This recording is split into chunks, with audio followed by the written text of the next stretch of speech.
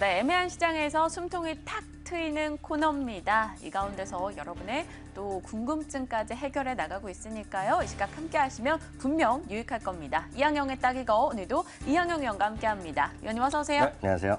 네, 오늘의 주제, 이 답답한 시장에서 좀 숨 좀 트이게 하는 주제 어떤 걸까요? 오늘 좀 시원하면서 좀 네. 멀리 볼 수 있는 거 하나 좀 주제를 갖고 왔는데요. 네.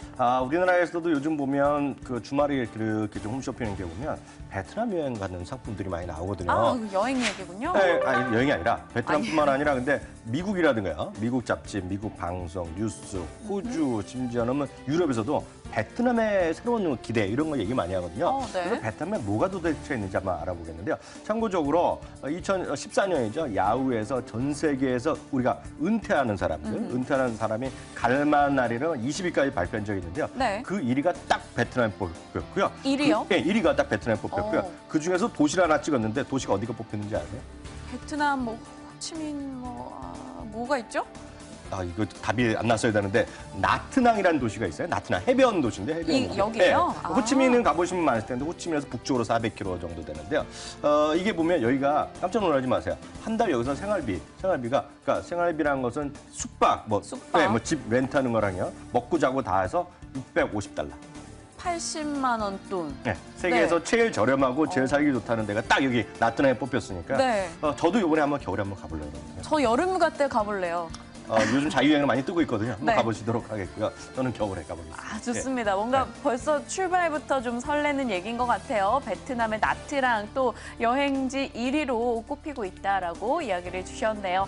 근데 갑자기 베트남에 대한 이야기를 왜 하시는지 궁금한 게요. 네. 사실 베트남 이제 포스트 차이나 뭐 이런 얘기 나오면서 네네. 제2의 기회를 여기서 잡아야 된다. 뭐 여러 가지 얘기가 나오는데 그게 아마 TPP 때부터 더 주목을 받았던 것 같아요. 맞아요. 제가 작년 10월 중순 정도 기억하는데 제가 TPP라고 한번 보여드렸잖아요. 네. 다시 한번 보여드리겠는데요. 한태평양 경제 동반자 협정이 되겠고요. 12개 나라가 포함됩니다. 네. 미국, 멕시코, 칠레, 페루, 캐나다, 일본이 들어가겠고요. 싱가포르, 베트남, 말레이시아, 브루나이, 오스트레일리아, 뉴질랜드에서 총 12개가 나라가 들어갔고요. 네. 정부 조달이라든가 지적 재산권 이런 거 서로 다 공유하겠고요. 관세 장비 없애버리고 그래서 이 안에 들어간 나라끼리 잘 먹고 잘 살자. 우리나라 여기 이제 언젠가 들어가겠지만 네.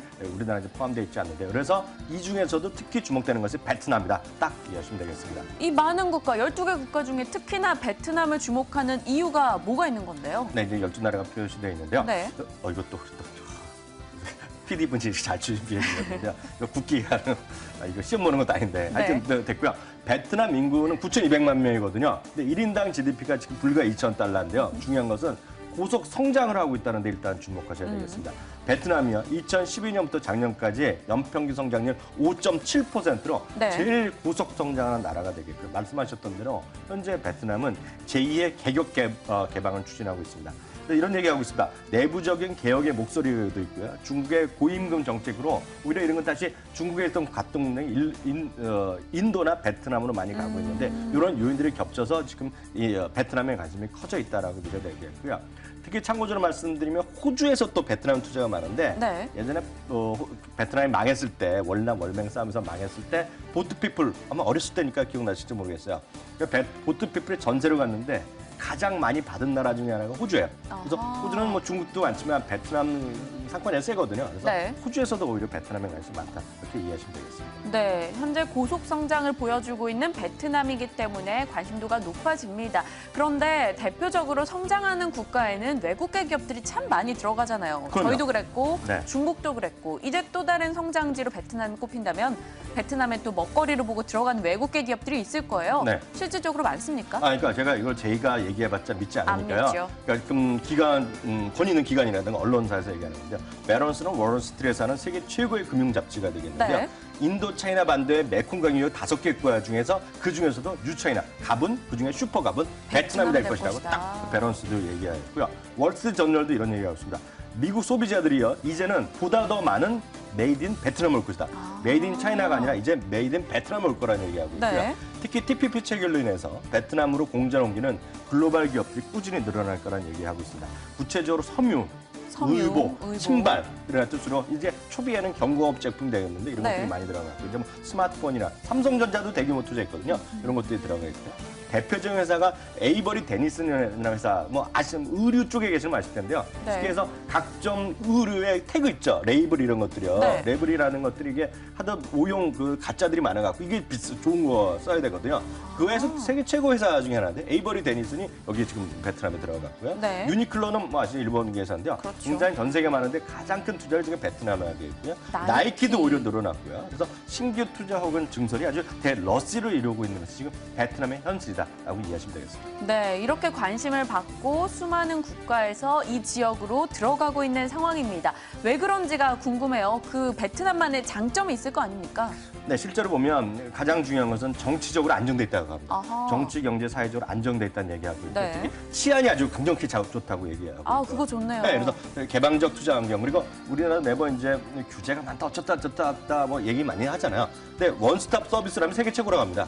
한 번에 다 해결해 준다는 얘기하고 있고요. 노동력 얘기를 많이 진짜 하고 있는데 사실 저희도 집안 어른분 한 명이 사업을 공장을 갖고 계시는데요. 베트남에요? 네, 공장을 갖고 계시는데 중국에 가려다가 처음부터 한 10년 전에 벌써 베트남을 갔는데 교육이 높고 노동자의 질이 최고라는 거예요. 그래서 양질의 노동을 갖고 있는데 다만 좋은 것만 있을 수는 없죠. 네. 아직까지 인프라 환경이 우리나라도 많이 떨어져 있기 때문에 인프라 환경이 상대적으로 미흡하다는 단점이 있는데 계속 좋아지지 않겠냐 생각했고요. 요거를 제가 항상 우리 박명희 앵커께서 증거 숫자 하나 주십시오. 그래프를 보여달라고 얘기하는데 제가 그래프를 이제 해외 언론을 갖고 왔는데 네. 소스는 월스트리트 저널입니다. 딱 써있죠. 월스트리트 저널. 그러니까 월스트리트 저널이면 일단 믿어줘야 되잖아요. 그렇죠. 세 가지 그래프를 하겠는데 첫 번째 제일 왼쪽 여러분들 시청 화면 중에서 제일 왼쪽에 보이는 것이 임금이 문제가 되겠는데요. 네. 여기 보시면 차이나가 제일 위죠. 시간당 보면 많이 제일 많이 올라갔어요. 올랐고요. 태국도 거의 중국에 거의 한 80~90%까지 와 있는데 네. 베트남이 지금 중국에 아직 반밖에 안 왔다는 얘기가 그러네요. 있고요. 갭이 좀 있습니다. 실제로 돈이 얼마만큼 돈이 들어오냐, 인베스트먼트에 투자 자금 들어오는 거가 2009년부터 2014년까지 꾸준하게 계속 들어오고 있다. 보셔야 될 것 같고 이게 핵문화였는데요. 실제 앞서 메이드 인 베트남이 많이 늘어날 거라고 말씀드렸잖아요. 네. 이게 보면 뭐 2009년부터 14년까지요. 매년 20% 이상 계속해서 돈이 들어왔어요. 그 수입을 많이 했어요. 베트남 제품. 근데 흥미로운 거 여기 약간 흐릿게 나서 안 보이실 수 있는데 이것은 작년 중에서 8월까지인데요. 8월까지 수치가 전년에 벌써 80% 차지했기 때문에 2015년에 2014년 대비 지금 45% 정도 늘어났다고 하거든요. 그만큼 베트남에 대한 어떤 수입도 많이 늘어나는 건 그만큼 사람 투자를 많이 했다. 그래서 지금 일부 미국 투자 전략가들은 베트남에 증설하나 베트남에 공장을 보내는 기업 주식 살아야 된다는 얘기 많이 하거든요. 그러니까 베트남에 대한 관심 우리 시청자분들 뭐 여행도 좋고 은퇴도 좋겠지만 일단 돈을 벌어서 은퇴해야 될 거 아니에요. 네. 그런데 베트남을 주목하지 말았어요. 갑자기 베트남에서 어떤 사업을 해야 성공할까 혹은 베트남에 진출한 기업이 무엇일까 고민이 너무 많이 됩니다. 아, 궁금해지네요. 저 방송 끝나고 한번 찾아볼 거고요.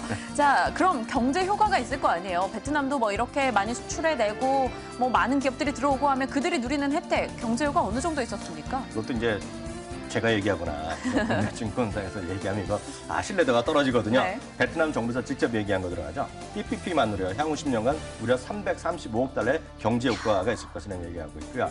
미국의 워싱턴에 있는 대표적인 싱크탱크 경제 쪽에 피터슨 연구소가 있어요. 네. 섬유 신발의 베트남 수출이 급증할 거라는 얘기하고 있고요. 또 컨설팅 펌 중에 뭐 세계 최고 중에 하나죠. 프라이스 워터 하우스 앤 쿠퍼스라는 곳이 있어요. 네. 그러니까 우리나라에도 들어와 있는 곳인데요. 이런 얘기하고 있습니다. 2050년까지요. 이거 정말 중요한 얘기인데요. 2050년까지 전 세계에서 가장 빨리 고속 성장하는 나라가 두 나라가 있다 얘기하는 거있는데요.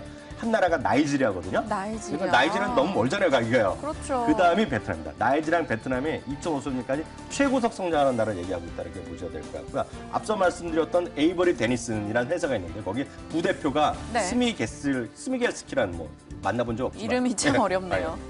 러시아 계통인지 모르겠어요. 네. 그 스미겔스키 사람인데 이 사람이 뭐라고 얘기했냐면 이게 흥미롭습니다. 중국에서 30년 걸린 경제 발전이 베트남에서 10년이면 가능할 거라는 얘기였어요. 그러니까 베트남의 고속 성장 얘기하니까 베트남 관련된 거 여러분들 꼭 보시면 돈이 되지 않을까라는 생각이 좀 들어요. 네, 좋습니다. 그렇다면 증권업계에서도 뭐 워낙 빠른 곳이니까 뭔가 나오고 있지 않을까 싶어요. 관련해서 베트남 관련 모멘텀 있는 종목 뭐 이런 거 소개가 됩니까? 아직 별로 없죠. 아직 없어요? 별로 없는데요. 저희가 더 빨랐어요. 네, 좀 빠른데요. 저희 가끔 나오신 윤항진 팀장이 베트남 전문가니까 네. 나중에 한번 기회 되면 물어보시기 바라고요. 그분 오시면. 한국투자증권에서 왜냐면 전문가 중에 하나예요. 윤항진 팀장이. 한국투자증권을 왜 붙여냈는데 베트남의 생산 거점 확보는 업체 관심 정도. 근데 저같이 이렇게 디테일하게 얘기를 안 했을 거든요.